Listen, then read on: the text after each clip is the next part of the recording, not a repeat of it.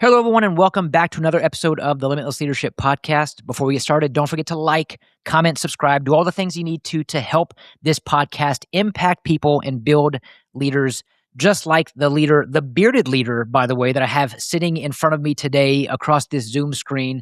Our guest today is, in fact, I should have done this before the episode. Jono, you're going to introduce yourself here in a minute, but I do want to make an announcement that the Director of Coaching Development for Limitless Leadership, Bobby McGraw, one of the best, if not the best leadership coaches in the industry, is also co-hosting with me. You guys already know each other from years ago. Jono, introduce yourself, share with the audience who you are, what you do, and how you do it. Yeah, man, I am. Well, thanks for having me. And yeah, I'm Jono Long. It's actually Jonathan, but everybody calls me Jono, except my mom. Jono started back in Bible college, actually, and it just stuck. So anyway, I'm the CEO here at Leads Near Me, and we do digital marketing for independent auto repair shops. And I'm kind of new here.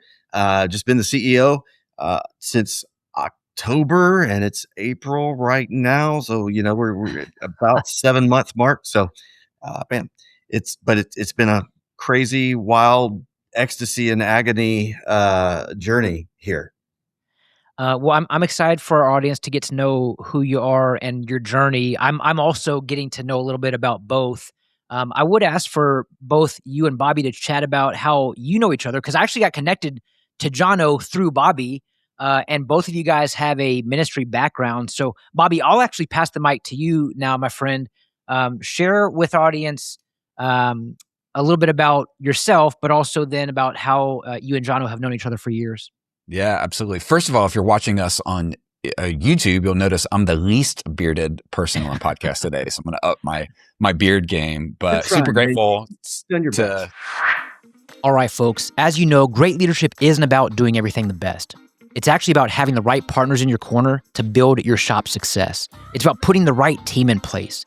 It's about choosing the right vendors to make you a pro, making pro moves. And when I think about the pros, I think about shop marketing pros. The know, like, and trust factor, that's a real thing. And Shop Marketing Pros understands that. That's why I want to recommend Shop Marketing Pros to become your marketing partner in your shop.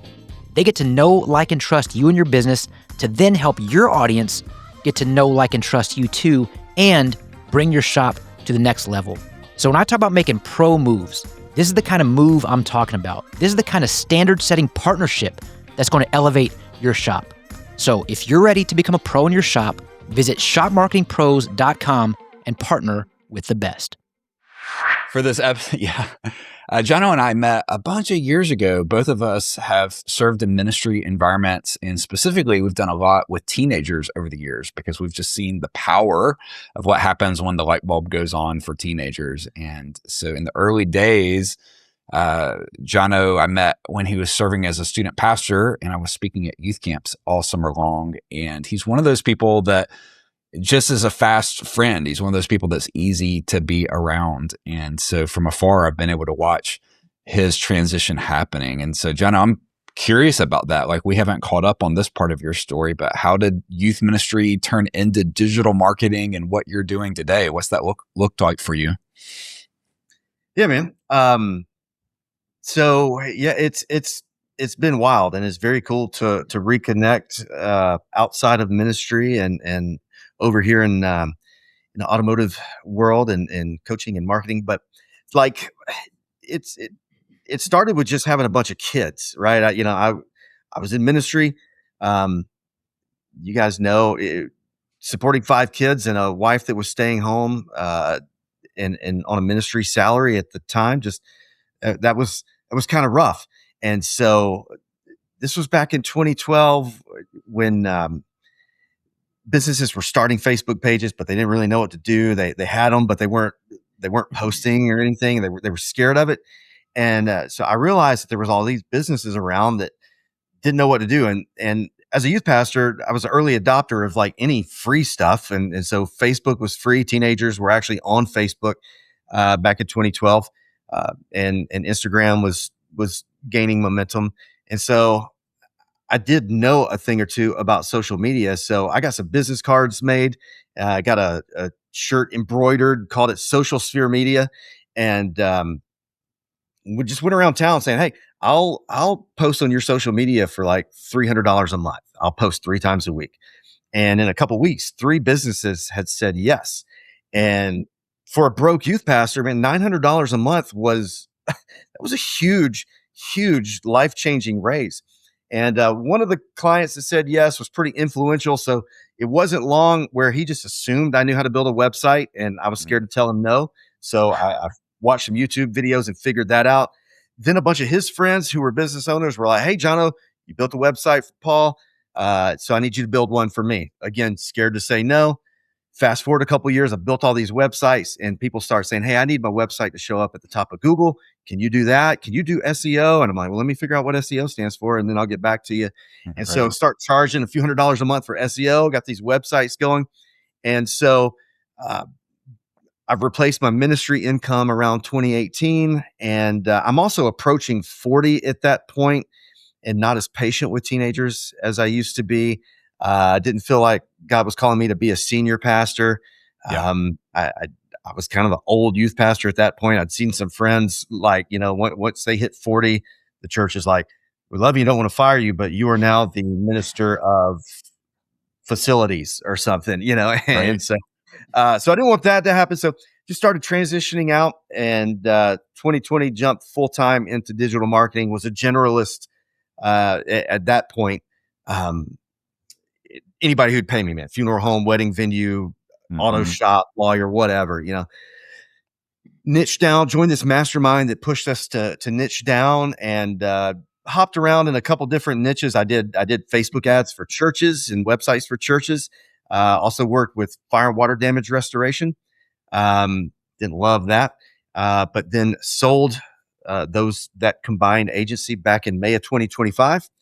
Then in July of 2025, met up with Aaron Stokes, partnered to acquire leads near me, and here I am. Yeah, that's amazing. That was a long walk, but no, that's an amazing journey. Thanks for sharing that, because over the years, we live maybe an hour and a half away. So it's not like we bump into each other, but on socials, I see a lot of the work that you're doing, and I've seen the help that you've provided along the way to so many people. And so when I first connected with Josh and then joined the team here at Limitless Leadership and learned about the automotive repair industry, and I met Aaron back in October about the time that you guys were joining forces as well.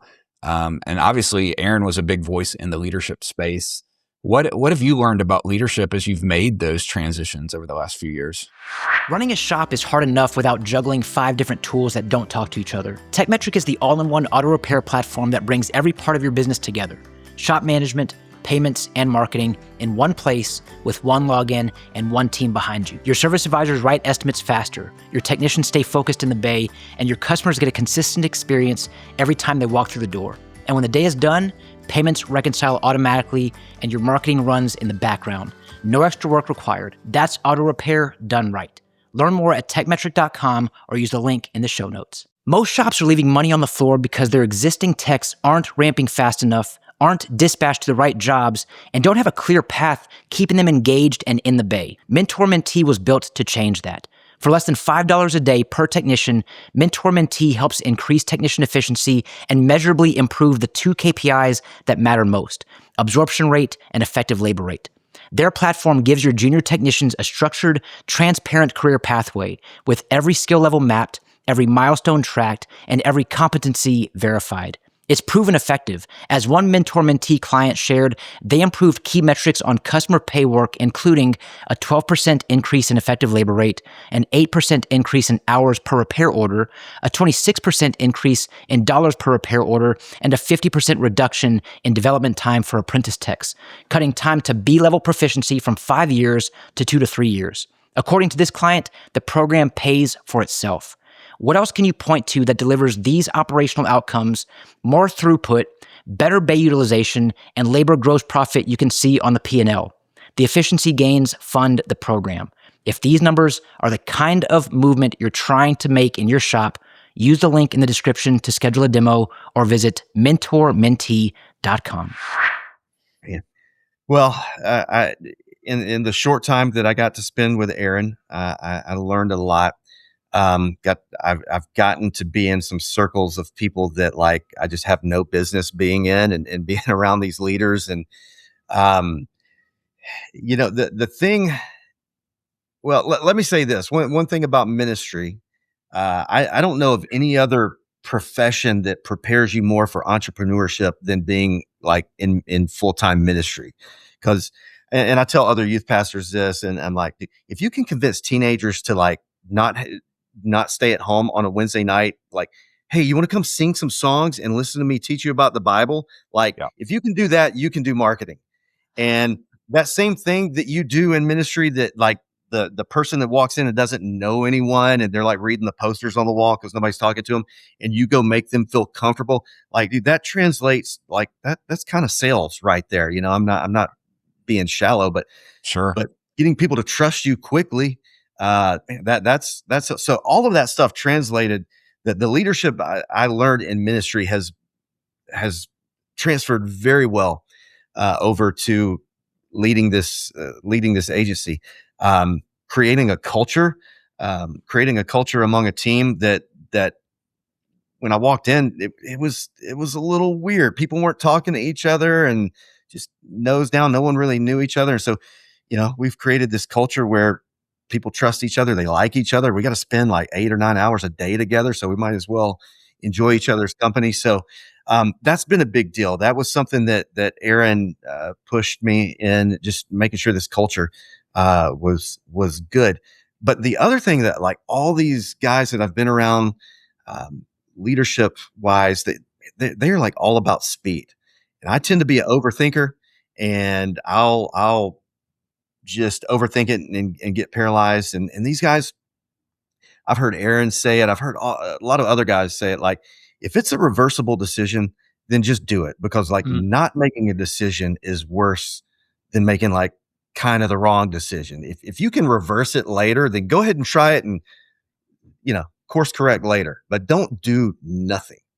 It's the idea of blitz scaling, and blitz scaling is about just getting it out there, just doing it, just putting it against the wall, seeing if it sticks.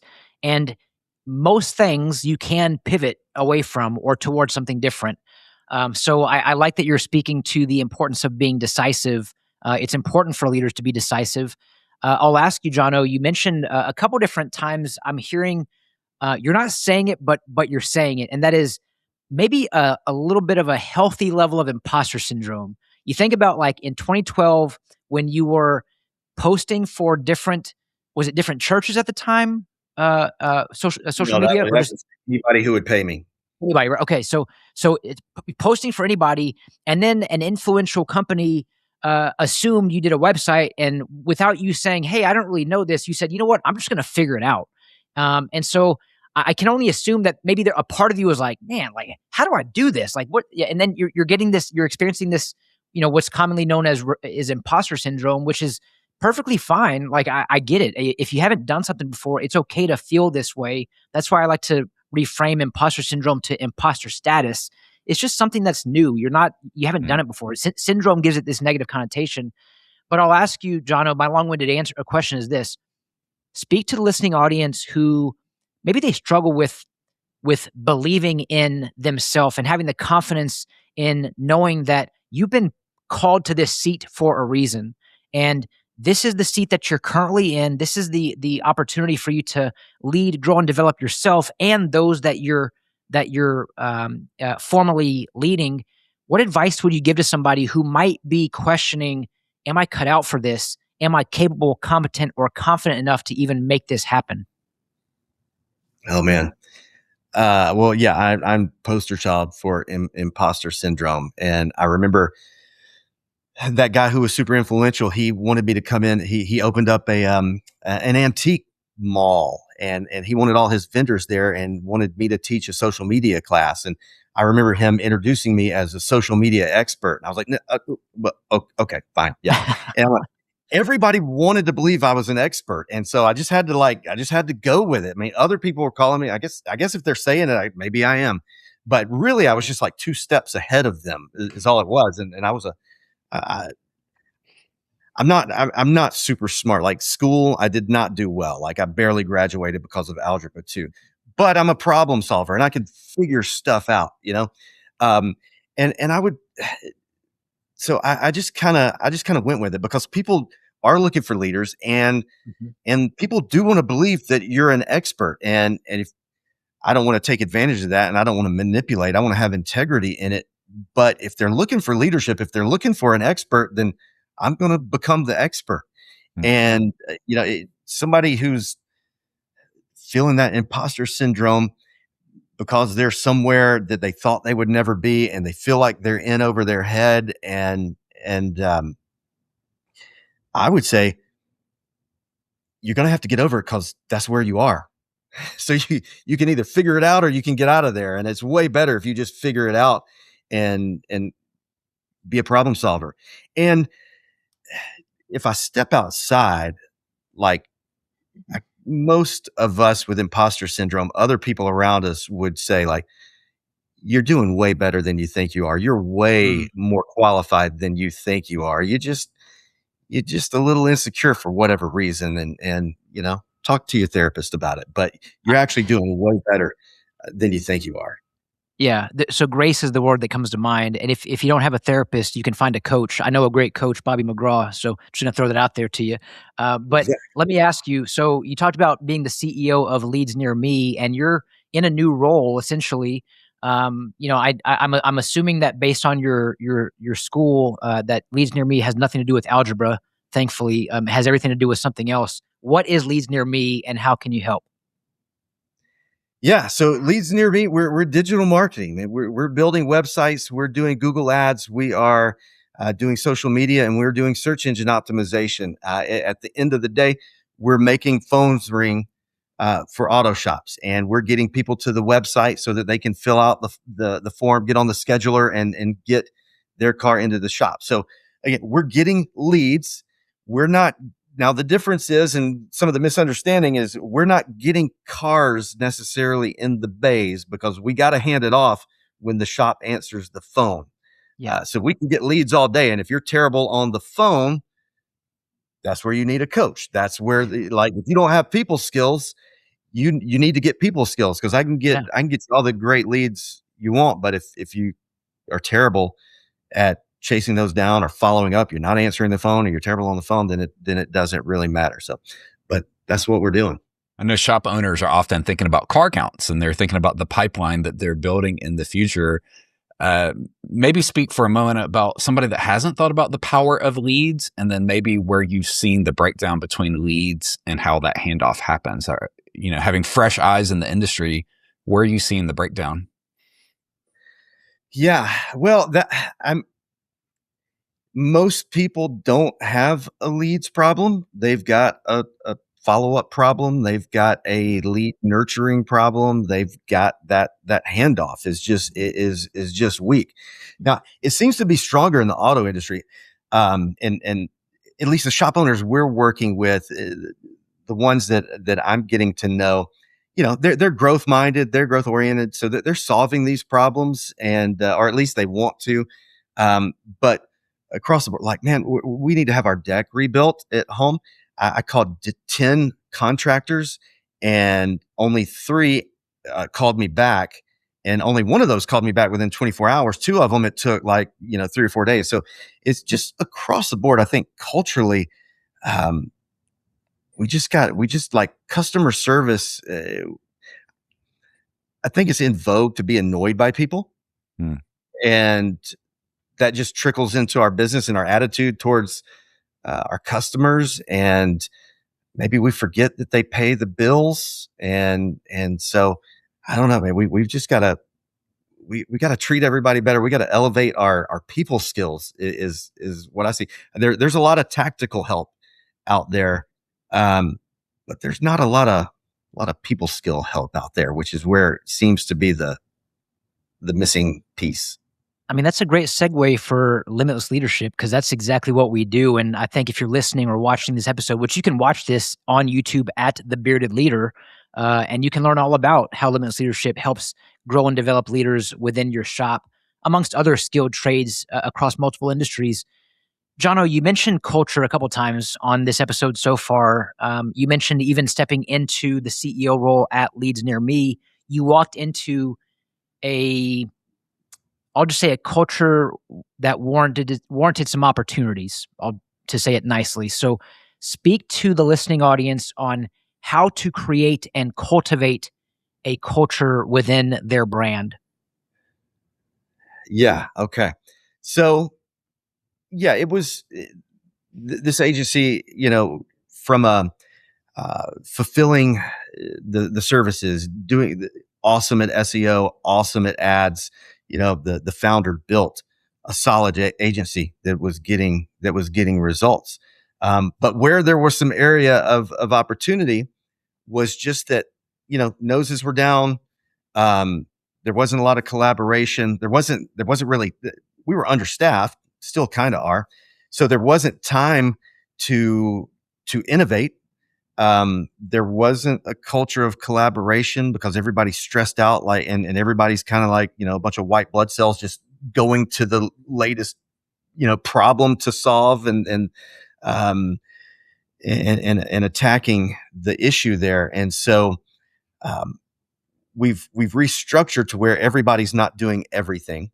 We had, there weren't account managers here. And so we had Google Ads people, managers on the phones all day with clients, same with SEO team. And so it wasn't really time to work on stuff. There wasn't time to innovate. So we've got chains of command. We've promoted people. We've planned lunches. We've built in time for people to actually do some continuing education, because SEO was already changing like crazy fast before AI came into the picture. And so now, if we're not reading, and if we're not watching some videos, if we're not going to conferences, if we're not questioning things like, why are we doing it like this? And there really wasn't room to question anything when we got here. And so we were doing a lot of things kind of outdated. So now there's the space to question, there's the space to innovate, there's permission, just giving permission to question and to research, spend some time watching some videos, and let's test some things, giving permission to test some things. And it's okay if it doesn't work. It's okay if it bombs.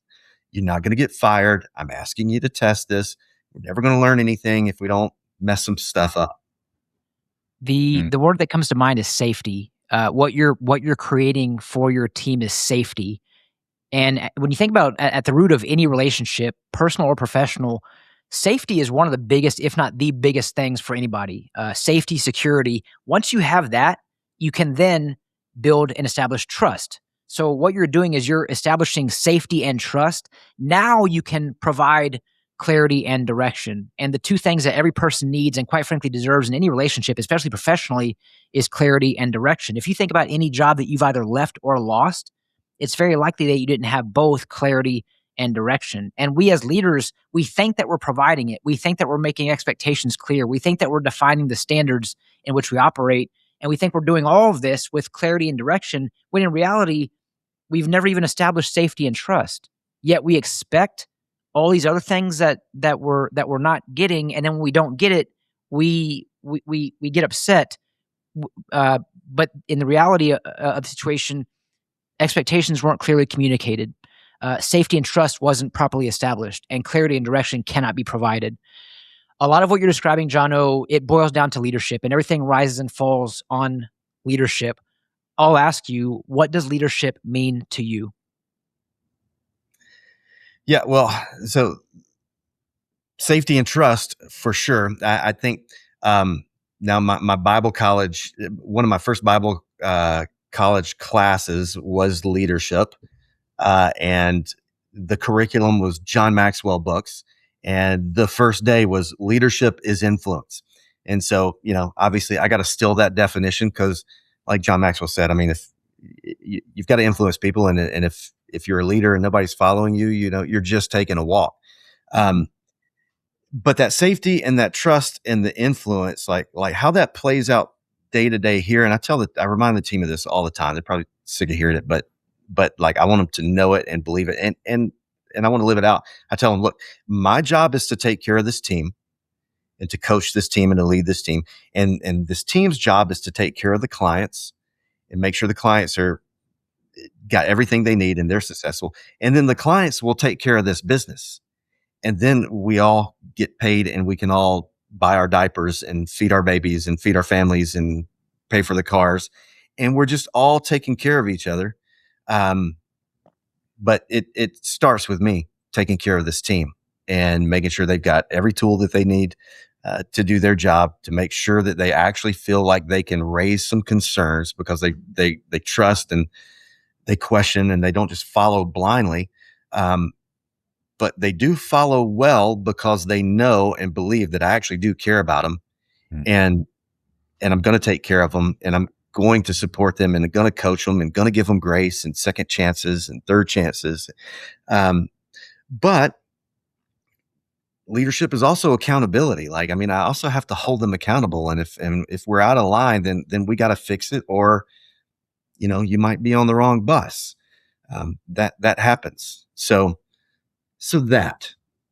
Yeah, that's a great answer. And I'd love to hear 6 months in or so, how are you seeing that culture shift? What has that made possible? And then also, I know sometimes we have leaders listening to the podcast that have a bend more towards results. They think leadership is just getting results. And there's some leaders that lean more towards relationship, but you're describing both, if I'm hearing you right, that you're investing in relationships and that's not counter to results, but you're actually seeing results. So what would you say to that? Does that ring true for you? Yeah. 6 months in, I mean, we've just done a lot of little things. But those little things, like me taking different groups to lunch, this wasn't a little thing, but we moved offices. Our old office was 3 suites and it was like a maze, and people were just in corners and everybody was just kind of in their own little world. We've moved to a pod structure, where each pod is made up of an SEO specialist, a Google Ads specialist, a graphic designer, social media, and then a client success specialist. And then they've got a group of clients that they're totally responsible for. So they are collaborating and they're getting to know those clients well. But then our SEO team and their department head, they're getting together. They're innovating, they're collaborating, they're talking about what's working, what's not working. And those, just opening up conversations instead of everybody coming in nose down, just get your work done, shut up, and then leave. And I was scared because that kind of worked. I mean, we're pretty productive and extremely efficient, and the agency grew with that structure. And there was a part of me, going back to imposter syndrome, I remember talking to Aaron about this. I said, man, part of me is scared to mess that up. I don't want to come in here and throw too much youth pastor on this and end up with a youth group. Cause I'm not trying to build a youth group here. We are building a business. And, he said, man, if this thing grew with all of those issues, imagine what it's going to be like when you fix those issues and when culture is where it needs to be. And when there is trust and collaboration. And I was like, yeah, you're right. You're right, man. Aaron was the master at helping you see something in yourself that you didn't believe was there. And he was never like a like your dad. I mean, they've got to compliment you. Oh, good job, buddy. And there's people who that's kind of their shtick. They're encouragers, but it feels like good job, buddy. That was never Aaron. Like, I believed everything he ever told me about myself. And so I think I trailed a little bit away from your question, but. Well, I love what you're describing, because you've honored the past, but you've built for the future, which is incredible. And you have trusted voices in your life. Like you mentioned the influential guy that started referring you to everybody. You mentioned being in a mastermind. You've mentioned Aaron. Like, why do you think that's so important? Sometimes as leaders, we feel lonely and sometimes we feel isolated. Why do you think that would be so important for leaders to have other voices, trusted voices in their life? And what would they look for?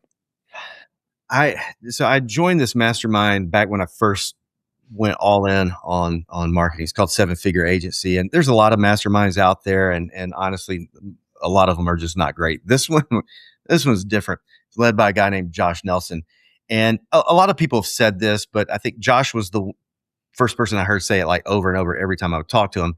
And I heard it for years and really didn't believe it, or at least didn't experience. But he would always say, you are a combination of the five people that you spend all your time with, the people that you're around. The Bible talks about good, bad company corrupts good character. Like the people we spend our time with influence us, and I don't think anybody would argue with that. But I didn't realize just how much it influenced me until I started getting in some circles of people that like were so far ahead of me and so smart. And so it was this double-edged sword of, holy crap, what am I doing in this room to this Mr. Miyagi style thing where I didn't realize I was learning anything until it's time to like make a decision or fix a problem. And I'm reacting differently. I'm not as insecure as I was. I'm decisive and I'm not looking back, rethinking my decision. And that was totally from being around these guys who were like, make a decision fast and just go with it, and course correct if you need to, but it'll be okay. And those types of things. So yeah, man, being around those people around some good leaders is just. That's a powerful principle. We become like the people we hang out with. So make sure we have people that are helping us grow. And that's why Josh and I believe so much in the platform of coaching, because for me, similar story as yours, Jono, but along the journey, I felt like I kept bumping into this invisible ceiling and wasn't sure. I realized I was probably my own worst enemy. And so I first hired a coach, and then I saw how powerful and effective coaching was in my own life. I started applying it to leading teams as my team kept growing and growing and growing. I was like, I need a better way to lead, and coaching became a great way. And then now to be able to be part of this team and to help other people get out of their own way. Because you know how it is in shop world, you typically get promoted because you're good at what you do. But then as you get into leadership, you realize, holy cow, nobody trained me for this. There's a whole different skill set. There's a whole different set of tools that I need for this. And so we love getting to partner with folks. And I love that you've seen that journey in your own life as well. Yeah, man, for sure. Everybody for sure needs a coach. And then coaches have coaches. Like, I mean, I would so not be where I am without several different coaches along the way. Yeah. If anyone is a veteran listener of this podcast, you all know that I have my own coach. I have my own counselor. I'm also married to a licensed professional counselor. So I get free counseling all the time, even when I don't want it, but I need it. And she's great at it. And, Yes. and you mentioned about masterminds. You mentioned having coaches. You mentioned about being around some influential people to help you grow and develop, Jono. I'll ask you, what is the best advice that you've ever received from a coach or a mentor? Man, there's been a lot of good stuff. I keep talking about Aaron. If in case anybody doesn't know, Aaron Stokes, Shop Fix Academy, passed away back on February 13th, and so that's still kind of fresh. So there's been a lot of good leadership advice over the course of my life. One that sticks out in ministry had to do with family. And a guy told me that just the best thing that I could do for my kids is to love my wife and let them see it. And I've got 5 kids, and a couple of them are a little insecure. And I would just notice that the closer I sat to my wife on the couch when we were watching the movie, the more relaxed my kids got. So from a family perspective, that was the best piece of advice I've ever got. From a business perspective, it's been this amalgam of kind of what we talked about a minute ago. Is Aaron said, money loves speed. That was kind of the way he said it. And so there's different variations of that. But again, make a decision. You may have to put the plane together in the air a little bit. Yeah. Your operations team is going to hate that. But that's okay, because they know that they can trust you and that you love them and that you're going to take care of them. And so, yeah, make a decision and go with it, and course correct if you need to. I hate to be redundant, man, but that's just been the thing. That's been the thing for 3 months, just rattling around in my brain. That's good. So let me ask you, if I'm a shop owner, or if I'm someone who's listening who could use some marketing strategies, some website revisions, some SEO help, all things marketing, and I haven't made a decision yet, but I just heard from a wise counsel to be decisive, to make decisions.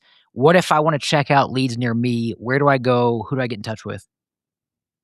Yeah. You go to our website, leadsnearme.com. It's super easy. There's like 5,000 buttons there that say schedule a call, and we'll get you on with one of our team members who'll just explain, take a look at the business, because some people aren't ready. Some people may not be there. Maybe a few things that you need to do before you spend money on a marketing agency. We want to help you get there. But if you are ready, then there's some really good marketing agencies out there that would do a great job, probably almost as good as us or just as good. But what I think where we stand out, where we shine, and everybody says their customer service is great, and it's not. But man, our team, the way that they care about the clients, and the way that we take care of the clients, and the way we make ourselves available to the shop owners, the way that we try to coach and encourage and show the data and be transparent, all these things, we do hear from clients that was what helped them decide on us, and that is why they've stayed with us 5, 6, 7, 8 years. That's great. My last question for you, Jono, I'm going to put you on the spot. I just asked you what's the best advice you've ever received from a coach or a mentor. I'll ask you, though. You were in ministry for a long time. You've been doing marketing now for well over a decade. You've learned a lot. You've grown a lot. What's the best advice you can give our listening audience on our way out of this podcast episode? The best advice that I could give your audience, man. Yeah, you aren't putting me on the spot there. But if you're a shop owner and you want to grow, you do have to get serious about marketing. It's not just going to happen, and you've got to treat it like the big deal that it is. And the truth is, there's a lot that you can do on your own before you get an agency like us. And if I were going to boil that down, I would just say, take pride in your shop and really care about your reputation. Get the Google reviews, go the extra mile, and just wow people, because you probably got a lot of competition in your town that can fix a car just as good as you can, and their prices may be better. But where you can shine is just blowing their mind. I worked for Apple for this short stint, and everything rose and fell on the customer satisfaction reviews. You got your raise based on that. You got your schedule based on that. And they would always remind us, look, the ticked off people are going to leave. They're going to fill out the surveys. The people who called expecting a good experience, which is everybody, if they have a good experience, they just got what they expected, they're probably not filling out a survey. If you want somebody to fill out the 5-star glowing review, you got to blow their mind. And I would say the same thing to a shop owner. You just got to blow their mind. You can't, they're expecting it to be good. That's it right. better be good. And if they just get good, then all right, cool. It was good. That's what I wanted. You got to blow their mind. Yeah. That's so good. I mean, they're also expecting you to fix their car. So they're not coming back because you fixed their car. They're coming back because of how you made them feel. And part of blowing someone's mind is making them feel something that is not going to be forgotten. Excellent episode, Jono. Thank you for being here. Bobby, I'm going to put you on the spot because, man, you got a lot of words of wisdom and some nuggets that this audience needs to hear more of. I'm going to ask you to share one final nugget as you take us, out of this podcast. Well, it's so fun to get to host it with you today, Josh and Jono. Thanks for being on today. But just a similar theme is that I think a lot of shop owners probably feel that imposter syndrome thing, and they maybe they wouldn't admit it. Maybe they're not in a mastermind where they can talk about it, but they wake up at 3 a.m. wondering, am I going to make payroll and what's going to happen? And so I would just encourage you, you don't have to do it alone. Like, you literally do not have to do it alone, whether it's a trusted friend, whether it's another shop owner, or reaching out to Limitless Leadership. There are people that can help stand with you. Like, one of the things, I didn't know Aaron for very long, but I know that Aaron was the kind of guy that lent his courage and confidence to other people. And that's what we love getting to do in the coaching world, is we're able to stand with people. So whether it's us or just a friend, a spouse, somebody you trust, let them in and let somebody stand with you, because you can go further faster if you'll let other people lift up your arms in the process. So good. So good. Jono, thanks for being here. Bobby, thank you for Thanks that for having nugget of wisdom. And thank you for tuning in to another episode of the Limitless Leadership Podcast. As you know, every episode we look to transform our leadership skills by tapping into unrecognized potential to achieve limitless results. So thanks again, everyone. Have a great day today. Don't forget to smile today. Tell your loved ones how much they mean to you. I'm Josh Parnell, reminding you to keep leading well.